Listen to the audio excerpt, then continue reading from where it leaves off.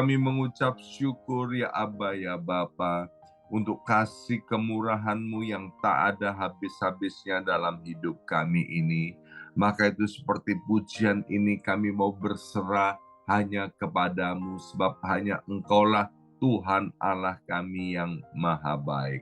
Mari kita berdoa bersama-sama, ulangi seperti apa yang saya ucapkan.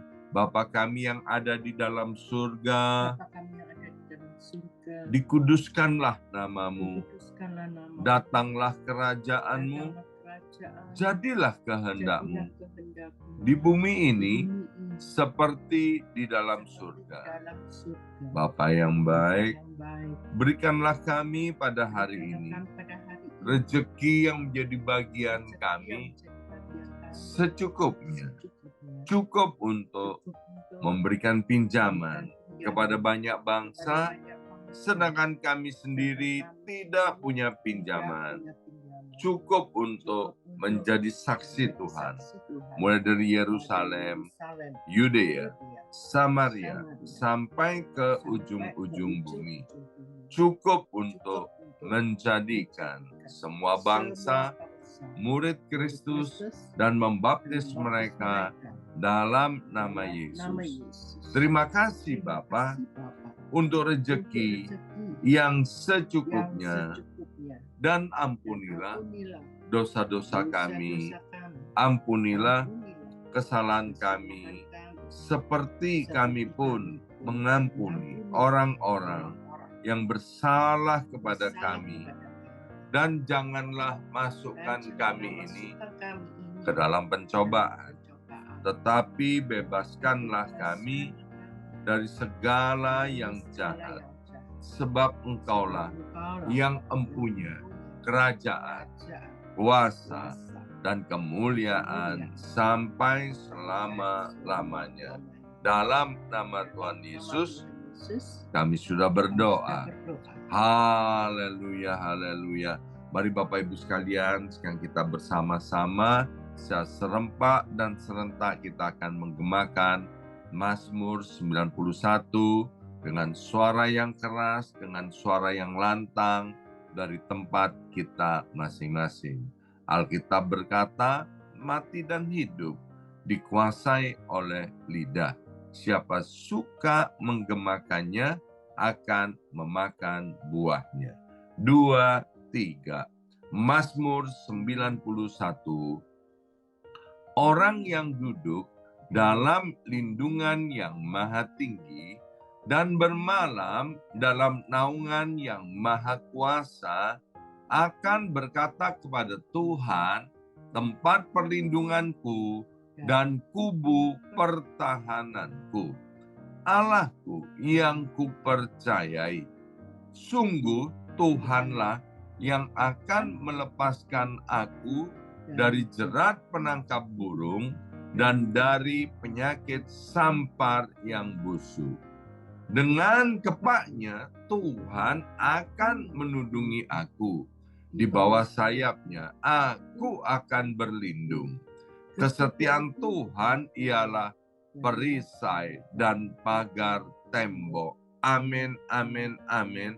Terjadi di dalam nama Tuhan Yesus. Aku tak usah takut terhadap kedahsyatan malam, terhadap panah yang terbang di waktu siang, terhadap penyakit sampar yang berjalan di dalam gelap, terhadap penyakit menular yang mengamuk di waktu petang. Walau 1.000 orang rebah di sisiku dan 10.000 di sebelah kananku, tetapi itu tidak akan menimpa aku. Aku hanya menontonnya dengan mataku sendiri dan melihat pembalasan terhadap orang-orang fasik. Sebab Tuhan ialah tempat perlindunganku, yang maha tinggi telah kubuat tempat perteduhanku. Amin, amin, amin. Terjadi di dalam nama Tuhan Yesus. Malapetaka tidak akan menimpa aku dan tulah tidak akan mendekat kepada kemahku. Sebab malaikat-malaikat Tuhan akan diperintahkan oleh Tuhan kepadaku untuk menjaga aku di segala jalanku. Para malaikat Tuhan akan menatang aku di atas tangannya, supaya kakiku jangan terantuk kepada batu.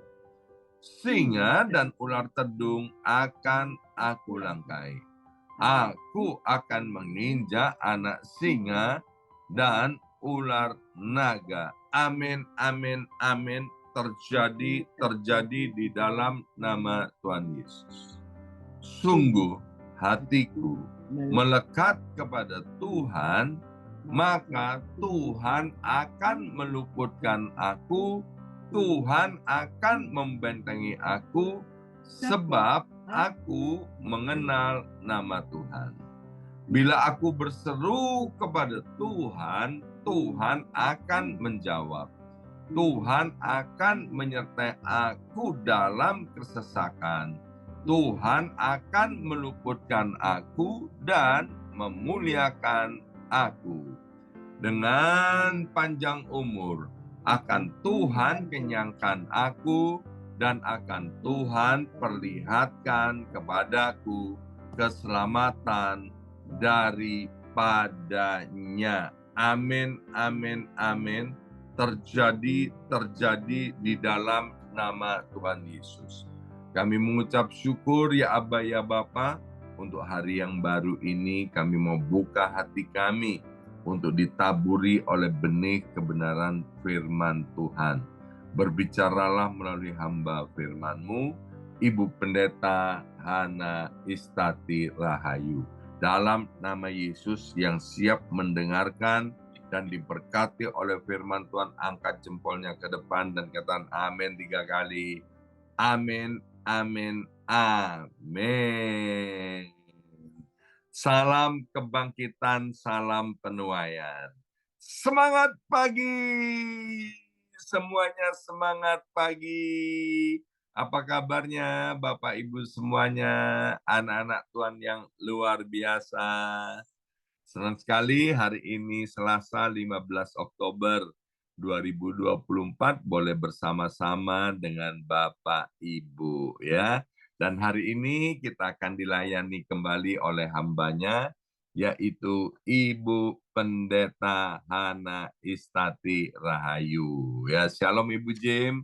Apa kabarnya Bu Jim? Shalom, shalom, semangat pagi semuanya.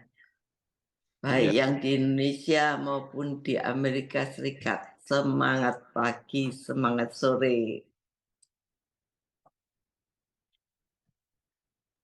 Silakan Bu Jim. Ya, pagi hari ini kita mau belajar satu tema, jangan putus asa, tetap bertahan. Karena firman Tuhan yang disampaikan oleh Tuhan Yesus sendiri, Tuhan Yesus berkata di dalam Matius 24 ayat 12, dan karena makin bertambahnya kedurhakaan, maka kasih kebanyakan orang akan menjadi dingin. Tetapi orang yang bertahan sampai pada kesudahannya akan selamat. Saudara, ayat ini mengingatkan kita bahwa dunia di mana kita hidup ini benar-benar adalah dunia yang jahat. Dan yang tertulis daftar kejahatan manusia dalam kitab Timotius, yaitu keadaan manusia di akhir zaman yang semakin jahat dan durhaka. Saudara baca di dalam kitab Timotius. Saudara, dengan makin bertambahnya kedurhakaan, maka kasih kebanyakan orang menjadi dingin. Tetapi orang yang bertahan sampai pada kesudahannya akan selamat. Ini satu nasihat Tuhan Yesus kepada kita. Salah satu tanda akhir zaman yang disoroti oleh Tuhan Yesus adalah bahwa kasih kebanyakan orang akan menjadi dingin. Maksudnya apa? Yaitu kasih tidak lagi menjadi sesuatu yang menyenangkan, ya, yang membuat nyaman, ya. Tetapi kasihnya itu sesuatu yang palsu, yang hanya kelihatan di luarnya, tapi di dalamnya tidak. Dan banyak orang yang hanya mengasihi dirinya sendiri, tidak peduli akan orang lain. Saudara bayangkan jika kasih jadi seperti itu. Pasti banyak orang yang tersakiti hatinya. Karena hal itu berapa banyak keluarga yang hancur berantakan.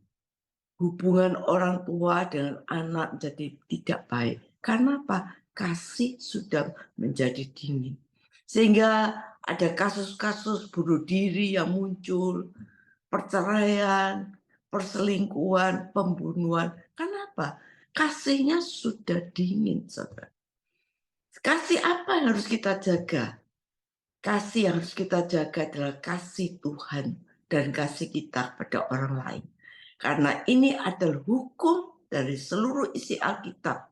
Kasihlah Tuhan Allahmu dengan segenap hatimu dan kasihlah sesamamu manusia seperti engkau mengasihi dirimu sendiri. Saudara, kasih kepada Tuhan adalah kita tetap setia, kita tetap sungguh-sungguh kepada Tuhan. Dan kasih kepada orang lain adalah bagaimana kita menyayangi keluarga kita, orang-orang di sekitar kita yang kita sayangi. Saudara, bagaimana supaya kita ini bisa hidup tetap di dalam kasih yang sejati? Kita harus melekat dengan sumber kasih, yaitu Tuhan Yesus Kristus. Hiduplah dalam persekutuan dengan Tuhan melalui doa, merenungkan firman Tuhan, menyembah Tuhan.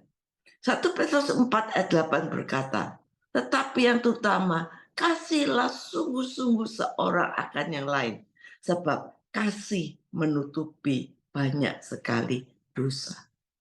Saudara, tetaplah lakukan kasih dan kebaikan buat orang lain. Bahkan dimulai dari hal-hal yang kecil, yang sederhana yang bisa kita lakukan. Kerjakan semua dengan ketulusan dan kesungguhan hati. Kasih yang menjadi berkat bagi orang lain dan memuliakan nama Tuhan. Jangan sampai kasih kita menjadi dingin. Saudara, ayat pertama mencerminkan situasi di mana kedurhakaan dan ketidaksetiaan terhadap nilai-nilai rohani dan moral-moral yang meningkat saat ini. Saudara, peningkatan dosa dan kejahatan dalam masyarakat seiring berjalannya waktu, kita lihat orang sudah mengasihi diri sendiri, nggak peduli orang lain, merampok, menodong dengan kejinya, ya, kejahatan-kejahatan timbul seperti jamur, kasih menjadi dingin. Yang kedua dikatakan kasih yang dingin. Ayat ini menyatakan bahwa kasih kebanyakan orang menjadi dingin. Dalam situasi di mana kejahatan dan dosa merajalela, banyak orang akan kehilangan kasih. Hati manusia menjadi keras seperti batu, saudara. Hati manusia menjadi tidak peka lagi dan tidak lagi bisa membedakan yang baik dan jahat. Hati manusia jadi mencintai dirinya sendiri. Suami-suami, saudara, menceraikan istrinya, membuka aib istrinya supaya bisa disetujui gugatan cerainya, tanpa mikir dampak buruk untuk anak-anaknya. Poinnya untuk kepentingan diri sendiri, tidak berpikir panjang lagi, saudara. Karena apa? Karena kasih sudah hilang. Dan yang ketiga dikatakan ketabahan dan keselamatan. Di tengah situasi yang sulit ini, ayat kedua memberikan penghiburan, yaitu yang mengatakan bahwa orang yang bertahan sampai kesudahnya akan diselamatkan. Artinya apa? Orang tetap setia, yang tetap bertahan kepada nilai-nilai iman kita kepada Tuhan. Bahkan dalam situasi godaan, ya, seperti Yusuf di tengah-tengah ketidaksetiaan, ya, di tengah-tengah kesempatan yang tidak baik, di tengah-tengah situasi yang sulit, tetapi mereka bertahan, iman mereka bertahan. Dan orang yang bertahan di tengah-tengah situasi ini, firman Tuhan menjamin akan diselamatkan oleh Tuhan.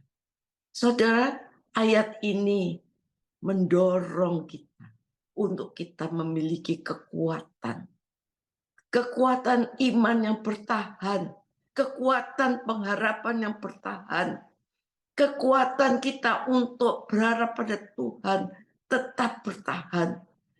Kekuatan untuk yakin percaya akan firman-Nya tetap bertahan di dalam menjalani kehidupan kita. Tidak peduli seberapa sulitnya situasi, situasi yang keras, situasi yang penuh godaan, situasi penuh tantangan, situasi penuh rintangan, tetapi kita mau punya kekuatan untuk bertahan. Dan janji Tuhan kita akan diselamatkan.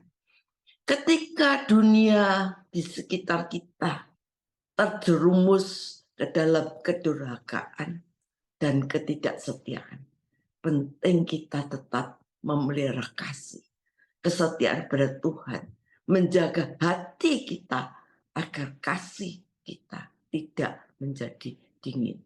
Saudara, kasih yang dingin itu, saudara, ini sangat berbahaya karena kasih yang dingin ini akan membangun satu benteng-benteng kejahatan.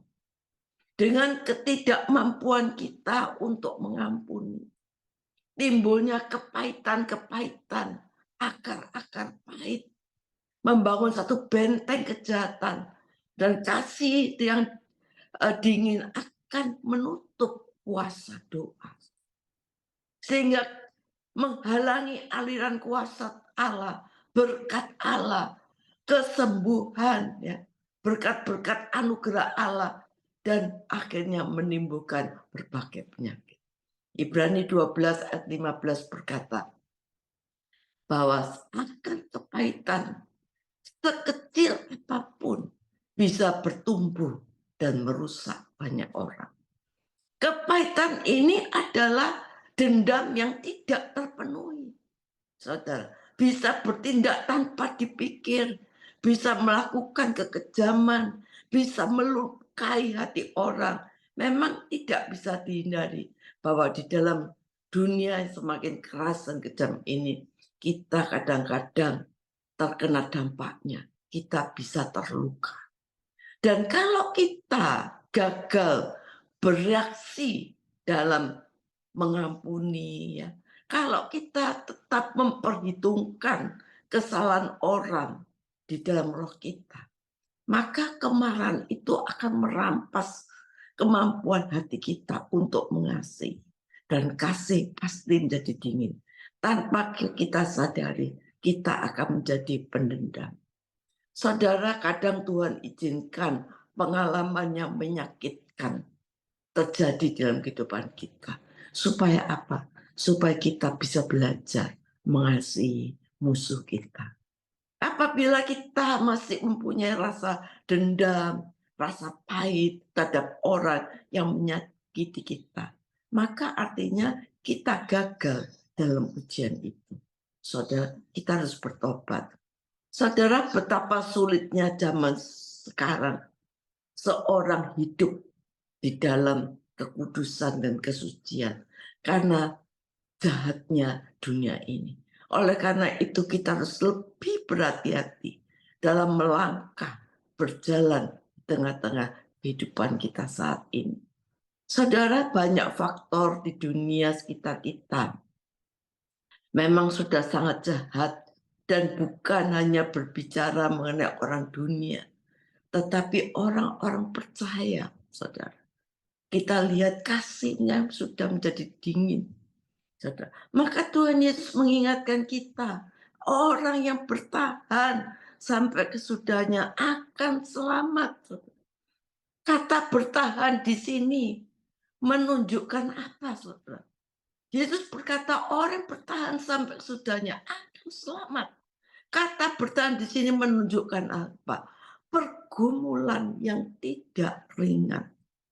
Kalau angin ya atau tiupan angin bukan badai, itu juga bisa berbahaya. Memang angin sepoi-sepoi bisa menjatuhkan kita. Kita bisa terlena jatuh di tengah-tengah angin sepoi-sepoi berkat. Mungkin kita merasa kita tidak perlu bertahan. Tetapi kalau badai, saudara, kita harus bertahan. Kita lihat badai yang baru terjadi di Tampa, Florida. Orang harus ngungsi, saudara, untuk menyelamatkan diri, untuk bisa bertahan hidup. Kita harus bertahan, saudara, harus sampai ngungsi. Itu badai, saudara. Tetapi saudara, bukan angin kencang atau badai yang membuat monyet itu jatuh. Saudara, kalau belajar, kita dulu ingat di pelajaran IPA, monyet jatuh itu bukan karena badai yang besar. Karena pada waktu badai besar, ya, monyet ini akan melekat, memeluk pohon, dahan yang kuat-kuat, dipeluknya, saudara. Tetapi monyet di tengah-tengah angin sepoi-sepoi, justru dia bisa jatuh. Saudara. Saudara, tapi dunia kita yang semakin jahat, bukan semacam angin sepoi, tapi dunia yang badainya besar. Iblis katakan seperti singa yang mengaum-ngaum, menelan orang-orang yang bisa ditelan. Kita harus benar-benar bisa bertahan. Maka dikatakan firman Tuhan sekali lagi. Saya katakan siapa bertahan sampai akhir, dia akan selamat. Bertahan, tetap bertahan. Jangan putus asa. Kalau kita mau hidup berkenan di hadapan Tuhan, pasti kita merasakan intimidasi yang kuat dari berbagai pihak, saudara. Kuasa kegelapan pasti kenal, tahu orang-orang begitu serius hidupnya pada Tuhan, yang sungguh-sungguh mempersembahkan hidupnya untuk Tuhan. Saudara, kadang-kadang ini menjadi target iblis.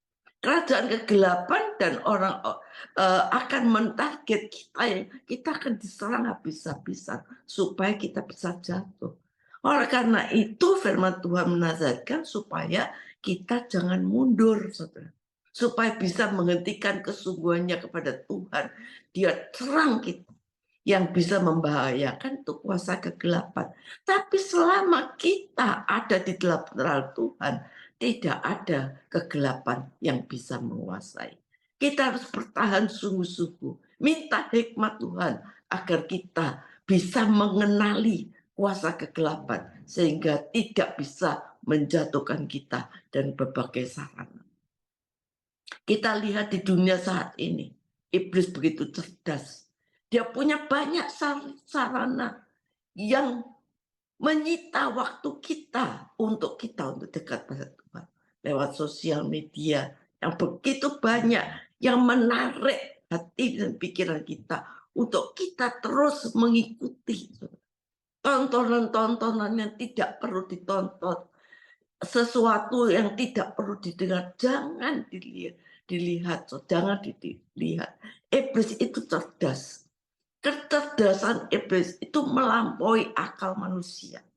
Saudara, hanya Roh Kudus yang bersama kita bisa menolong kita untuk menghadapi badai yang menerpa hidup kita, yang membuka mata kita, pengertian kita, melihat strategi, sarana kuasa kegelapan yang bisa menjatuhkan kita. Roh Kudus bisa menolong kita. Saudara, ini masa-masa krisis dan kritis. Kita ada di dalam perang. Ya, kita ini sekarang bukan ada di dalam keadaan kursi goyang, santai, saudara. Kita ada di dalam area perang. Jadi betapa kita mau sungguh-sungguh mencari Tuhan. Supaya kita dapat hidup menjadi berkat di tengah-tengah dunia yang bengkok ini.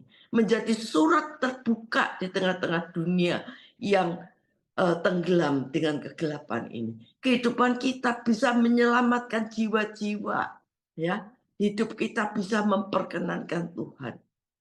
Makanya kita harus keluar dulu dari kubangan kegelapan ini, dari kebodohan-kebodohan, dari kepicikan-kepicikan yang ada di dunia ini. Dan saya percaya Tuhan pasti menolong kita kalau kita ada di dalam tangannya. Orang yang bertahan adalah orang yang bertekun. Umpama ada badai, dia tidak terbawa badai, dia bertahan, dia akan maju selangkah demi selangkah. Walaupun badainya besar, tapi dia akan semakin hari semakin melangkah, semakin melangkah. Tetapi kalau kita bertahan sampai ke saudaranya, kita melawan arus, kita lawan badai, maka kita semakin kuat, kita semakin sanggup, dan kita lulus, kita menang. Memang ketika kita bertekun mencari Tuhan dan sungguh-sungguh, kadang-kadang kita terasa, kita ini mencari Tuhan dengan sungguh-sungguh, kok tidak ada bedanya dengan mereka yang tidak mencari Tuhan. Bahkan kadang-kadang mereka yang tidak mencari Tuhan kok hidupnya enak. Dan ini kalau pikiran kita nih sampai sejauh ini bisa melemahkan iman kita. Dan potensi membuat kita tawar hati. Saudara perhatikan, kita menghadapi badai yang lebih keras. Tapi kalau kita bertahan, kita mau maju selangkah demi selangkah, kita akan terlatih dan kita akan menjadi kuat. Tapi banyak orang yang tidak bertekun mencari Tuhan, namun keadaannya kok baik-baik saja. Kok enak ya? Sedangkan kita sungguh-sungguh mencari Tuhan, kok tidak ada bedanya. Saudara, kadang-kadang kita punya pertanyaan, mengapa kita harus ekstrim cari Tuhan? Gak perlu, orang dunia aja kok enak bisa hidup enak. Saudara, orang lain tidak ekstrim, kok kelihatan aman-aman saja. Di sini, saudara, iblis mulai menyerang iman kita. Disinilah sebenarnya kesetiaan kita sedang diuji. Saudara, ketika kita bertekun, ya, dan ternyata tidak cepat-cepat kita mendapat upah, justru kita teruji, saudara. Tapi kita yang bertekun, ada upah, ada reward dari Tuhan yang tersembunyi. Kita menjadi semakin kuat menghadapi pengaruh yang jahat. Dan ketekunan yang super, yang ekstra, saudara. Ketekunan yang lebih akan membuat kita bertahan dan mencapai kemenangan. Kalau dulu doa kita cuma sebelum tidur 15 menit, doa sebelum makan. Maka sekarang ayo lipat gandakan, saudara. Tambahi, saudara. Dunia semakin kita jahat ini kembali kepada kekristenan sejati, kekristenan yang dimana kita selalu bertekun dengan sungguh-sungguh. Saudara, Tuhan perlu menguji kesetiaan kita. Oleh karena itu, percayalah apapun yang kita lakukan, kita cari Tuhan. Tetap cari Tuhan. Tetap walaupun kita ada di dalam lembah gelap, tetap cari Tuhan. Seperti Daud berkata, di tengah-tengah lembah yang kelam, kita tidak takut karena ada Tuhan yang menyertai kita. Banyak orang percaya Tuhan, namun tidak menunjukkan kepercayaan ini. Oleh karena itu, kobarkan semangat kita se-ekstrem mungkin mencari Tuhan, mengasihi Tuhan, sampai kita merasakan lawatan Tuhan dengan sungguh-sungguh. Saudara, dunia ini berubah cepat. Segala sesuatu terjadi di luar dugaan kita. Oleh sebab itu, bagaimana kita harus sungguh-sungguh tergantung kepada Tuhan. Saudara, seperti pada zamannya Nuh, pada zamannya Lot, saudara, firman Tuhan dalam Lukas 17 jelas mengatakan keadaan dunia ini sama dengan pada hari itu. Orang sibuk, hanyut, tenggelam, makan, minum, kawin, dikawinkan, sampai Nuh masuk bahtera, mereka tidak masuk.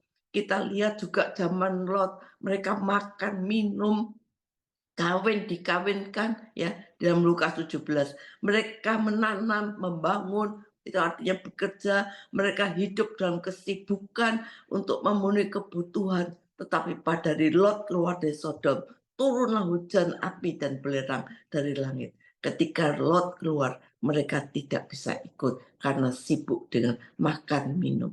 Saudara, ayo kita saat ini, dan bukannya kita nggak boleh saudara kerja itu harus untuk memenuhi kebutuhan keluarga saudara. Tetapi saudara, hati kita tidak menjadikan berkat itu harta satu-satu kita. Tetapi harta satu-satu kita adalah Tuhan.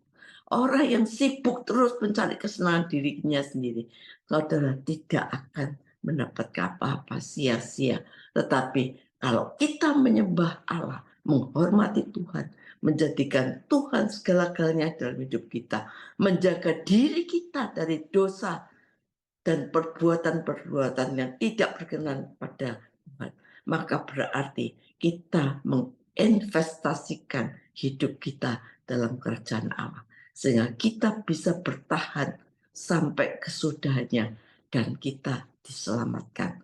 Amin. Tuhan, saat ini kami berdoa, biarlah kami boleh kembali kepada kasih kami yang mula-mula. Kasih yang sungguh-sungguh mengasihi Tuhan dengan segenap hati kita. Kasih yang mengasihi sesama yang merupakan inti dari seluruh isi Alkitab. Supaya kasih tidak menjadi dingin. Kami berdoa Tuhan, supaya kita tidak membangun benteng-benteng kepahitan. Benteng-benteng itu yang tidak berkenan di hadapan Tuhan. Kita tidak bisa mengampuni. Saudara, kita mengingat kejahatan orang. Biarlah pagi hari ini kita membuka diri kita. Kita mau datang pada Tuhan dengan sungguh-sungguh. Dan kita mau percaya. Kita mau sungguh-sungguh mengasihi Tuhan. Dan kita menjaga hati kita. Supaya kasih kita tidak menjadi dingin. Dan kita tetap percaya, kita bertahan. Kita nggak putus asa menghadapi keadaan yang sesulit apapun yang kita alami saat ini. Kita tetap bertahan dalam iman, bertahan dalam pengharapan, bertahan dalam kasih. Dan kita percaya janji Tuhan Yesus, orang yang bertahan sampai akhirnya, sampai kesudahannya, akan diselamatkan. Terima kasih Tuhan, berkati kami semua dalam nama Yesus. Amin.